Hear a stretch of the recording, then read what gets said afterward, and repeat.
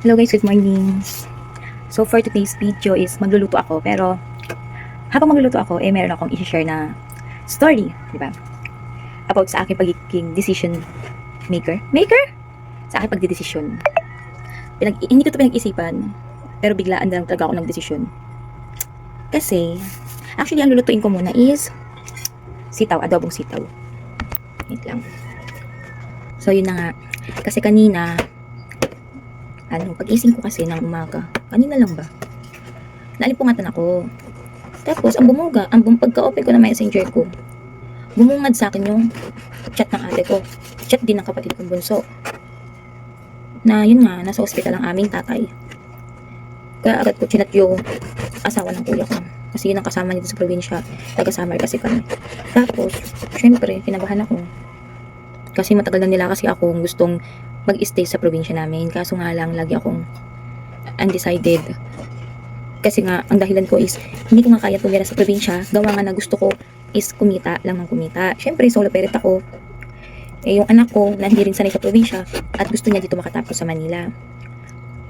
Hindi din naman ako sanay kung hindi ko siya kasama. Kaso dahil nga sa nangyari sa tatay ko, at nalaman ko pa na ang tatay, gusto niya pala ako nandoon sa probinsya namin. Kaya naman, hindi na ako nag-isip pa. Nagdesisyon na agad ako na sige. Total, ikaw naman mismo ang may gusto, nandyan ako. At syempre, kumbaga, sisisihin ko din sarili ko pag may nangyari sa'yo, tapos wala ako dahil dati hindi ko man lang nakasama ang nanay. Dahil nga, gawa nga na naging independent woman ako. Tumira ako na, 22 years old pa lang ako, umalis na ako sa amin. Kasi syempre, buntis na ako nini. Nagsama kami ng tatay ng anak ko. Pero, syempre, bilang naging irresponsableng anak, paninindigan ko kung ano yung naging desisyon ko sa buhay. Hindi ko pinagsisihan naman yung kasi natuto ko tumayo sa sarili ko pa. Hindi ako umasa sa magulang ko. Never ko silang ginulo sa tinahak kong buhay. Talagang sariling sikap, paano kumita, sariling sikap, paano bumuhay ng anak. At ngayon, kami dalawa ng anak ko, solo parent. Ang tatay, di man lang marunong makaramdam ng sustento. Wala din naman ako mahihita dahil wala naman trabaho. Kaya, talagang pinagsumikapan ko na lang na mabuhay kaming dalawa. Pero ito na nga, ngayon nga, napag-desisyonan ko na naninira na ako sa probinsya kahit mahihirapan ako. Yun lang, magsasacrifice ako sa trabaho ko. Hindi naman maganda hindi naman malaki kinikita ko sa trabaho ko. Pero kasi, iba kasi kapag sarili mong kita, hindi mo kailangang mag-antay kung kailan ka bibigyan. Ang mahirap talaga yung mag-aantay ka. Kuwari, may gusto kang bilhin para sa sarili mo. Hindi ka lang pwede mag-desisyon agad-agad dahil binibigyan ka lang naman ng panggastos. Hindi tulad pag sa may sarili kang income, kahit ano yung bilhin mo, ng ura-urada ay mabibili mo, di ba? Pero kapag bibigyan ka lang, taga-antay ka lang kung kailan ka bibigyan, yun yung pinakamahirap. Yun yung pinakamahirap kasi hindi ka pwedeng mag-desisyon agad-agad.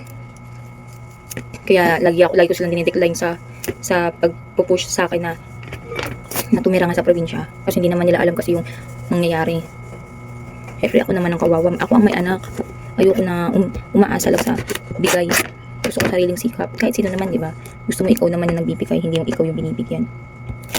So, dahil nga request ng tatay at nanghihina na siya dahil nga hindi niya na kayang uminom ng gamot niya. Nanghihina siya kapag ang dami niyang iniinom. Kahit sino naman, kapag 72 na kasi yun. Siyempre, matanda na siya. Mahirap talaga para sa may edad na yung madaming iniinom na gamot, hindi na kinakaya ng ating katawan. Lalo na pag bumagsak yung immune system mo, talagang mabilis kang kakapitan ng mga sakit. Kaya dapat healthy lagi. Kaya ako lagi, nag-aalala din naman ako. Kaya nga, nakapag-desisyon na ako na uuwi na lang ako. Nire-dispose ko yung mga gamit namin. Kaso kakausapin ko pa ng masinsina yung anak ko kung sasama ba siya sa akin o mag-i-stay siya sa tita niya.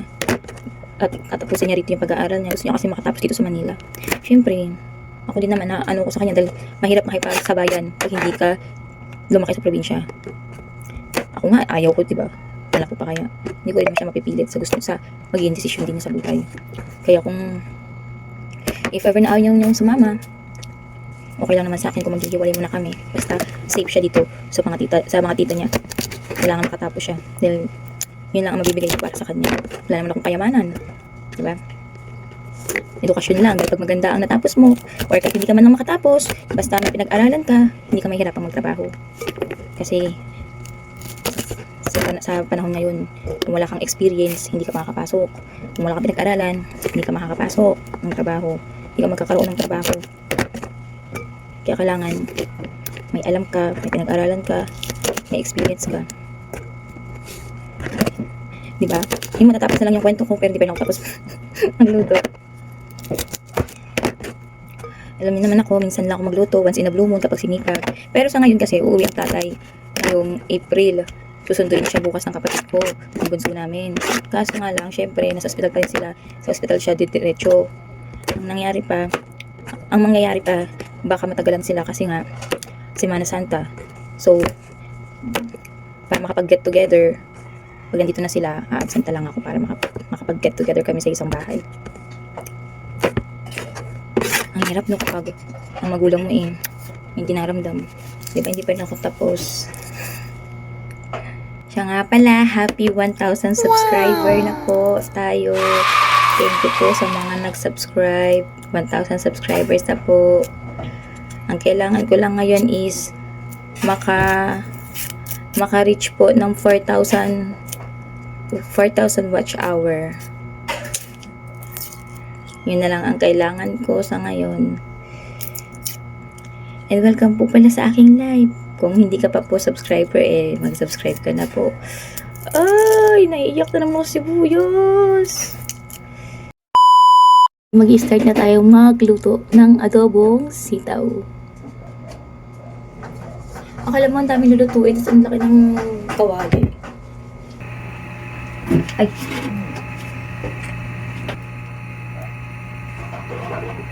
Baboy.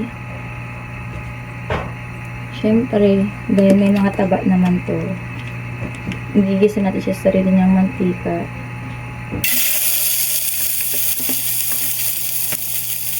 Pero kung wala naman lumalabas na mantika. Kasi hindi ako pro magluto ha.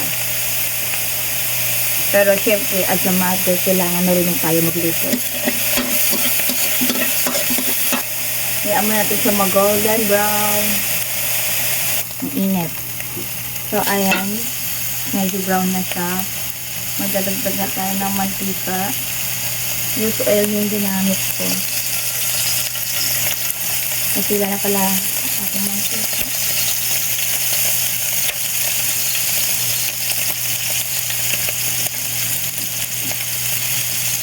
Una ko talaga nilalagay is yung onion.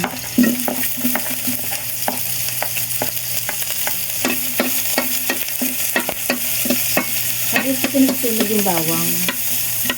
Pero hindi ako pro. Mamaya ibas niyo ako.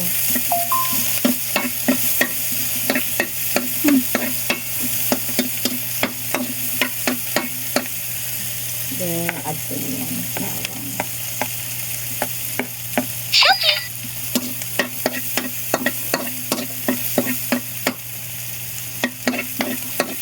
Antayin ko lang mag-brown yung yung garlic. Tsaka ko na ilalagay yung sitaw. Okay, lagay na natin yung sitaw.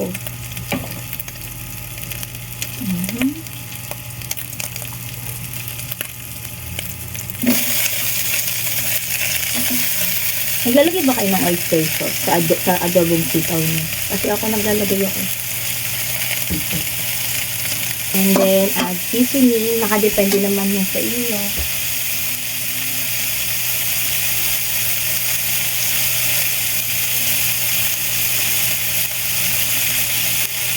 Paminta, crack.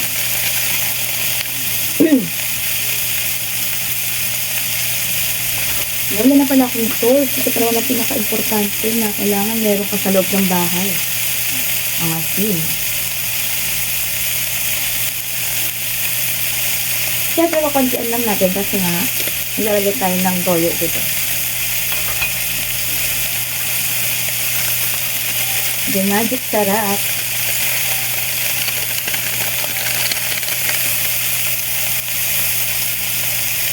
Hello, Earn. Sabi ni Dr. Chef Abang. Hello, Earn muna natin. Hello, Earn.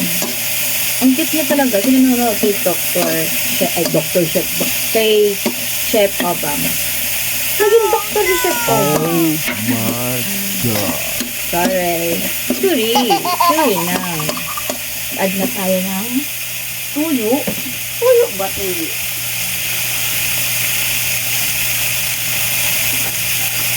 Haluin ng haluin. Okay, tuyo ko lang. Pag ako nagluluto, tansya-tansya. And then add oyster sauce para marinam-nam.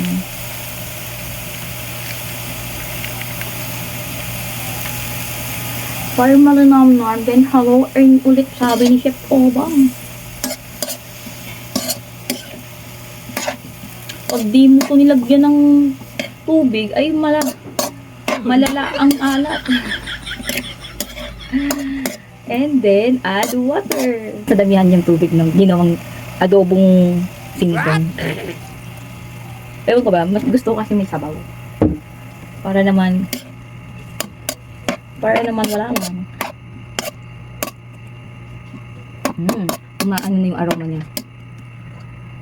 Add ulit tayo ng another water. Parang kulang pa yung sabaw.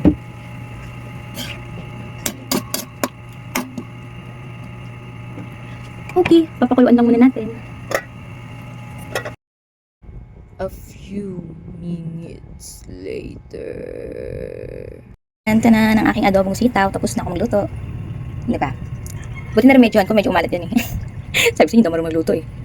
Ay, hindi ako pro. Natututo lang. Ganon. So, ayan muna. Hope you enjoy and like it my video. Sana, sa mga hindi pa nagsasubscribe, mag-subscribe na kayo. Siyempre, mag-watch muna kayo. Ganon. Thank you!